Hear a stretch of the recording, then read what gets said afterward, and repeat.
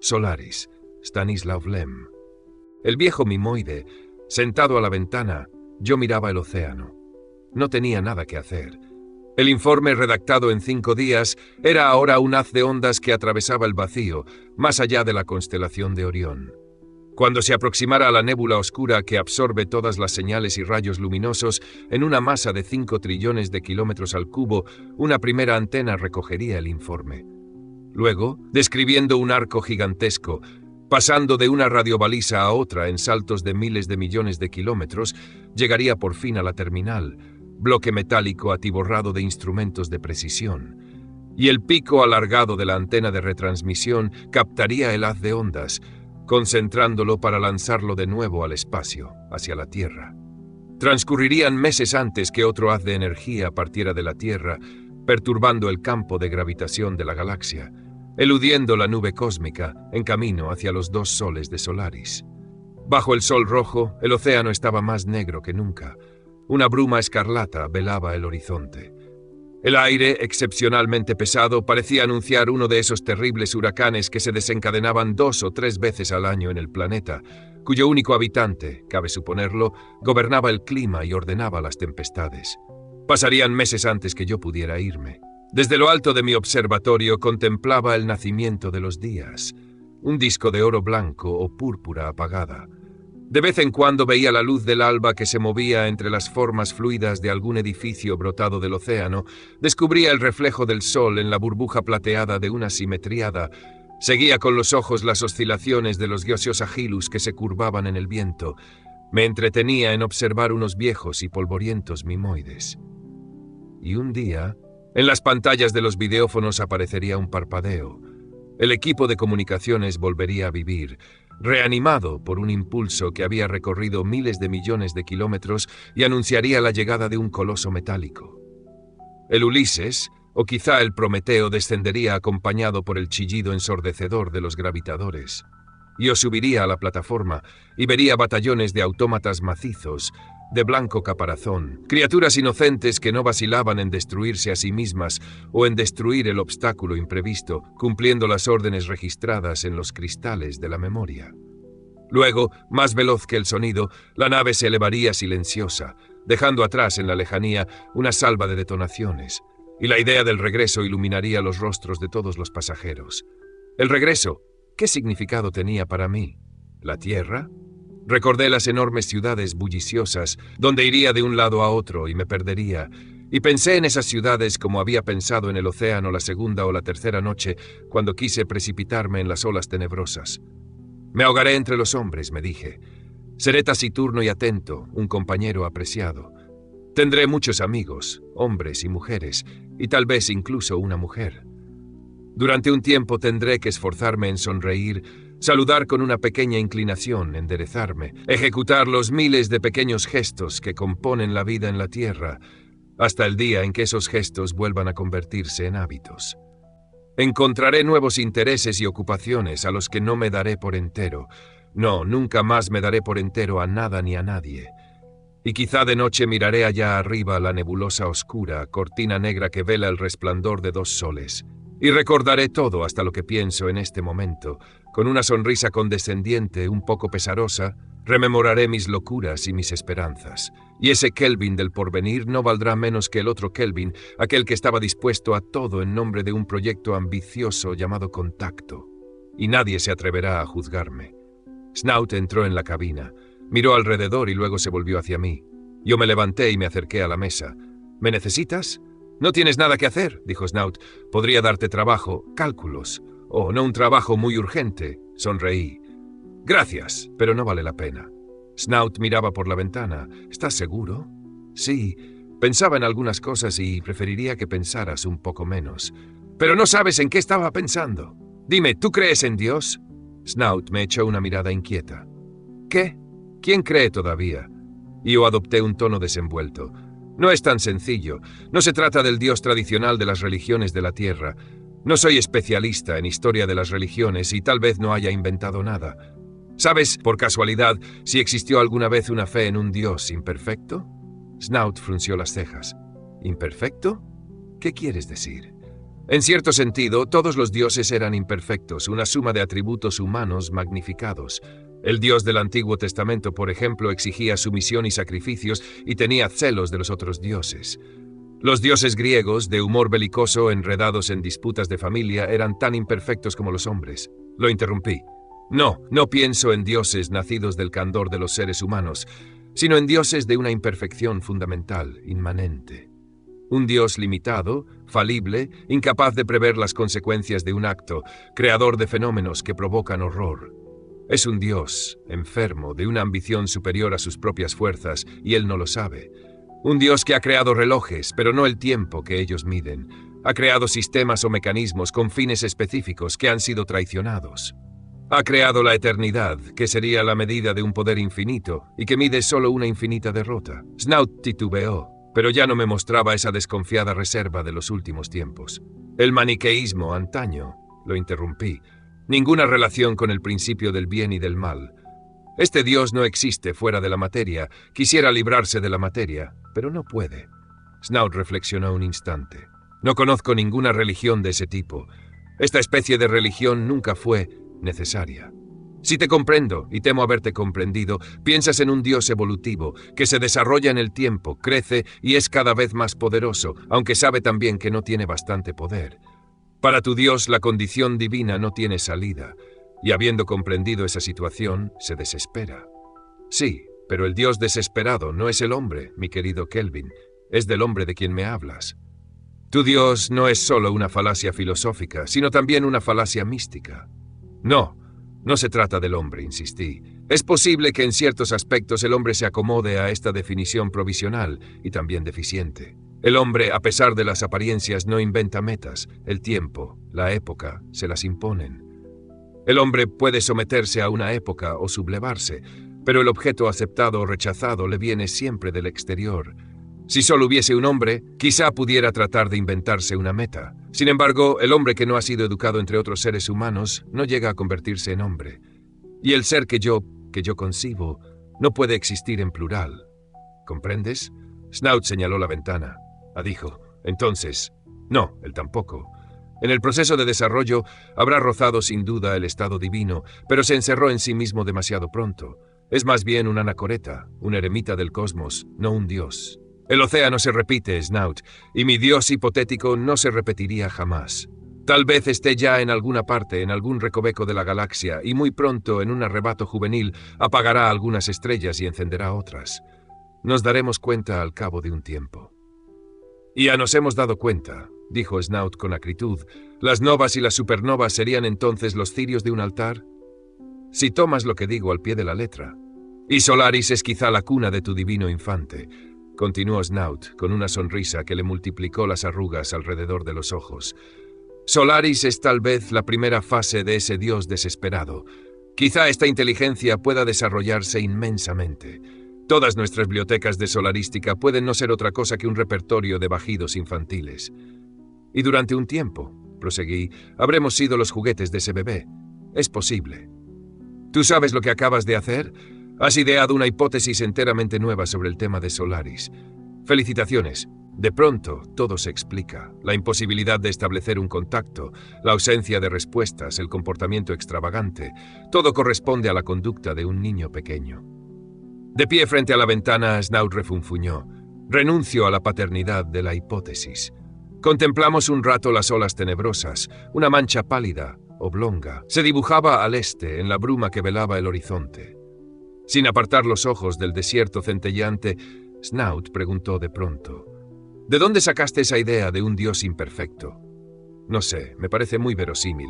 Es el único Dios en el que yo podría creer, un Dios cuya pasión no es una redención, un Dios que no salva nada, que no sirve para nada, un Dios que simplemente es. Un mimoide, apuntó Snout. ¿Qué dices? Sí, lo había observado, un mimoide muy viejo.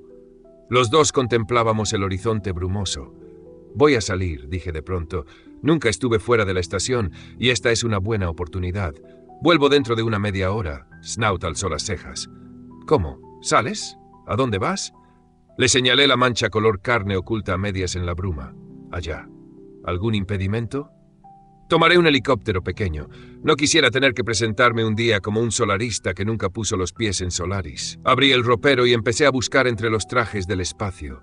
Snout me observaba en silencio. Al fin dijo: «Esto no me gusta. Yo había elegido un traje, di media vuelta». «¿Qué hay?» Hacía tiempo que no me sentía tan excitado. «¿Qué te preocupa? Muestra tus cartas. ¿Temes que yo? ¿Qué idea?» «Te juro que no tengo la menor intención. Ni siquiera lo he pensado. Iré contigo. Te lo agradezco, pero prefiero ir solo», me metí en el traje. «¿Te das cuenta? Mi primer vuelo sobre el océano». Snout masculló algo, pero no entendí lo que me decía. Me puse deprisa el resto del equipo. Snout me acompañó a la plataforma y me ayudó a sacar el aparato y a ponerlo en el disco de lanzamiento. En el momento en que yo iba a ajustar la escafandra, me preguntó bruscamente: «¿Puedo confiar en tu palabra?» «¡Santo Dios, Snout! Sí, puedes confiar en mi palabra. ¿Dónde están los tanques de oxígeno?» Snout no dijo nada más. Cerré la cúpula transparente y le hice una señal con la mano. Snout puso en marcha el ascensor y yo emergí sobre el techo de la estación. El motor despertó, zumbó. La hélice de 3 palas empezó a girar. Extrañamente liviano, el aparato se elevó y la estación quedó enseguida atrás. A solas, volando a escasa altura, entre 40 y 60 metros, yo veía el océano con ojos muy distintos. Por primera vez tenía esa impresión, tantas veces descrita por los exploradores y que yo nunca había sentido allá arriba. Ese movimiento alternado de las olas brillantes no evocaba las ondulaciones del mar ni el desplazamiento de las nubes. Parecía la piel reptante de un animal, las contracciones incesantes y muy lentas de una carne musculosa que segregaba una espuma carmesí. Cuando empecé a virar, con el propósito de acercarme al mimoide que flotaba a la deriva, el sol me hirió en los ojos y unos relámpagos de color sangre golpearon la cúpula transparente. El océano negro, erizado de llamas sombrías, me tiñó de azul. Describí una curva demasiado amplia y el viento desvió el aparato alejándolo del mimoide, una larga silueta irregular que asomaba en el océano. Fuera de la bruma, el mimoide no tenía ya una tonalidad rosada, sino un color gris amarillento. Por un instante lo perdí de vista y vislumbré la estación, que parecía posada en el horizonte y cuya forma recordaba un antiguo cepelín. Cambié de dirección. La escarpada mole del mimoide, escultura barroca, creció ante mis ojos.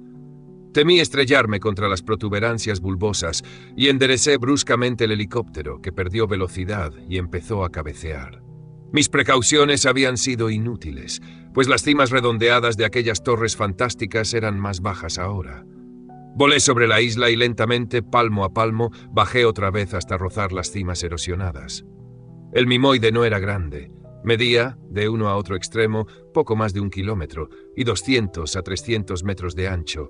Unos repliegues superficiales anunciaban de tanto en tanto una ruptura inminente. El mimoide, obviamente, era solo un fragmento desprendido de una forma más grande, apenas un segmento ínfimo en la escala solarista, un viejo despojo de quién sabe cuántas semanas o meses de edad. Entre las rocas veteadas que dominaban el océano, descubrí una especie de playa, una superficie inclinada relativamente plana, apenas unas pocas decenas de metros cuadrados. Me posé allí no sin dificultades. La hélice había estado a punto de chocar con un acantilado que brotó bruscamente delante de mí. Detuve el motor y levanté la cúpula. De pie sobre el alerón, comprobé que el aparato no corría peligro de deslizarse hacia el océano. A 15 metros, las olas lamían la orilla dentada, pero el helicóptero descansaba firmemente sobre las muletas circunflejas. El acantilado que yo casi me había llevado por delante era una enorme membrana ósea atravesada de agujeros y revestida de engrasamientos nudosos. Una brecha de varios metros hendía al sesgo esa pared y permitía examinar el interior de la isla, ya entrevisto a través de los orificios del acantilado. Me encaramé prudentemente a la saliente más próxima, pisando con firmeza, sintiendo que la escafandra no impedía mis movimientos. Seguí trepando hasta llegar a una altura de unos 4 pisos por encima del océano, y desde allí pude contemplar una ancha franja del paisaje que se perdía en los abismos del mimoide. Creí ver las ruinas de una ciudad arcaica, una ciudad marroquí, desquiciada por un terremoto o algún otro cataclismo. Divisé una intrincada red de callejuelas sinuosas, obstruidas por escombros, callejones que descendían bruscamente hacia la orilla bañada de espumas viscosas. Más lejos se perfilaban almenas intactas, bastiones de contrafuertes desconchados.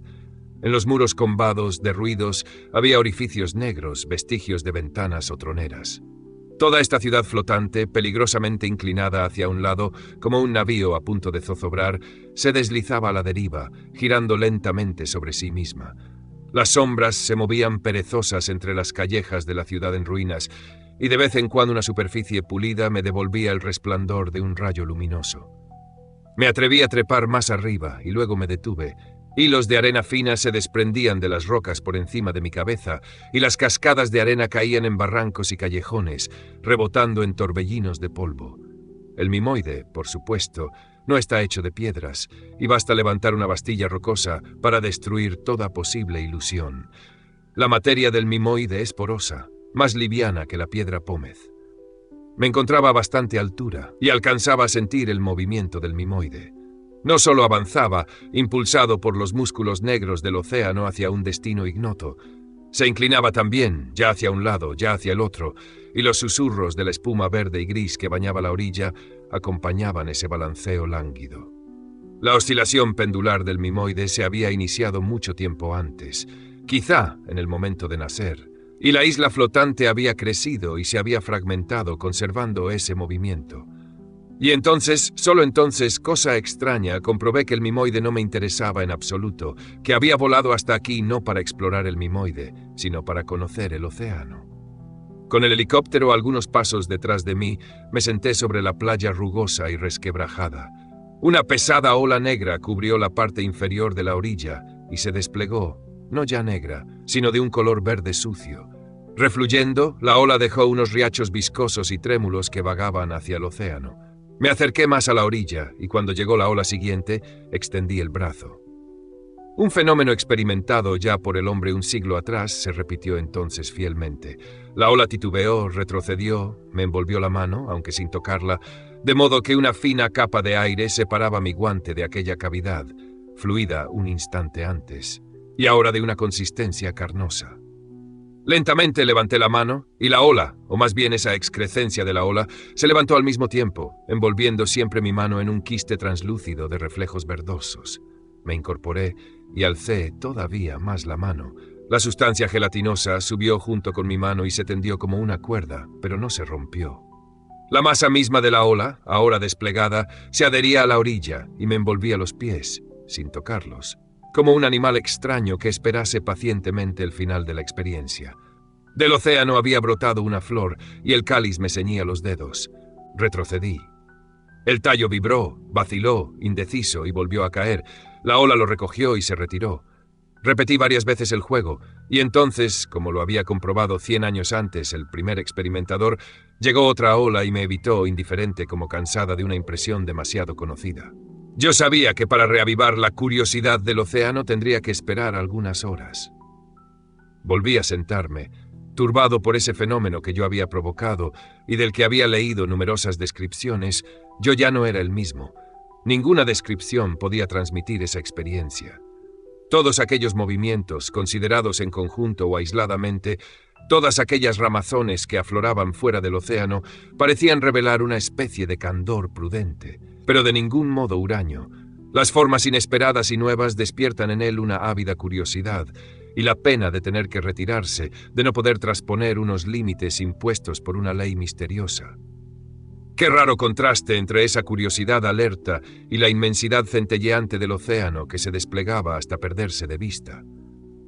Nunca hasta entonces había sentido yo como ahora esa gigantesca presencia, ese silencio poderoso e intransigente, esa fuerza secreta que animaba regularmente las olas.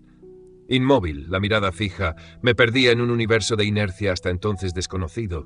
Me deslizaba por una pendiente irresistible, me identificaba con ese coloso fluido, y mudo, como si le hubiese perdonado todo, sin el menor esfuerzo, sin una palabra, sin un pensamiento. Durante esta última semana mi conducta había tranquilizado a Snout, que ya no me perseguía con aquella mirada recelosa. En apariencia yo estaba tranquilo, en secreto, y sin admitirlo claramente, esperaba algo. ¿Qué? ¿El retorno de Harry? ¿Cómo hubiera podido esperar ese retorno? Todos sabemos que somos seres materiales sujetos a las leyes de la fisiología y de la física, y toda la fuerza de nuestros sentimientos no puede contra esas leyes. No podemos menos que detestarlas. La fe inmemorial de los amantes y los poetas en el poder del amor, más fuerte que la muerte, el secular finis vitae sed non amoris, es una mentira inútil y hasta tonta. Resignarse entonces a la idea de ser un reloj que mide el transcurso del tiempo, ya descompuesto, ya reparado, y cuyo mecanismo tan pronto como el constructor lo pone en marcha, engendra desesperación y amor. Resignarse a la idea de que en todos los hombres reviven antiguos tormentos, tanto más profundos cuanto más se repiten, volviéndose cada vez más cómicos. Que la existencia humana se repita, bien, pero que se repita como una canción trillada, como el disco que un borracho toca una y otra vez echando una moneda en una ranura. Ese coloso fluido había causado la muerte de centenares de hombres. Toda la especie humana había intentado en vano durante años tener al menos la sombra de una relación con ese océano que ahora me sostenía como si yo fuese una simple partícula de polvo. No creía que la tragedia de dos seres humanos pudiera conmoverlo. Sin embargo, todas aquellas actividades tenían cierto propósito. A decir verdad, yo no estaba absolutamente seguro, pero irse era renunciar a una posibilidad, acaso ínfima, tal vez solo imaginaria. Entonces tenía que seguir viviendo aquí, entre los muebles, las cosas que los dos habíamos tocado, en el aire que ella había respirado una vez. ¿En nombre de qué? ¿Esperando que ella volviera? Yo no tenía ninguna esperanza y sin embargo vivía de esperanzas. Desde que ella había desaparecido no me quedaba otra cosa. No sabía qué descubrimientos, qué burlas, qué torturas me aguardaban aún. No sabía nada y me empecinaba en creer que el tiempo de los milagros crueles aún no había terminado. El fin.